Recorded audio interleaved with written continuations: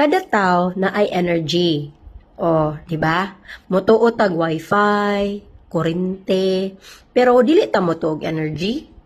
So, mao gyapon na dili siya makita pero ma-feel mo siya.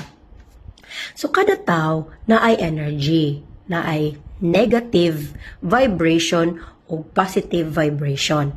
So, careful ta kay kung negative ang atong vibration, makuan ta, makapenetrate na nato ang mga kuan kanang mga curse sa ubang mga tao, may mga negative thoughts gikan sa mga tao para nato. So atong goal is to feel good every single day para in case na mga negative vibes from other people, dili na siya makapenetrate nato. So maura na siya ko i-share karon kay it's our ultimate goal in life is to feel good.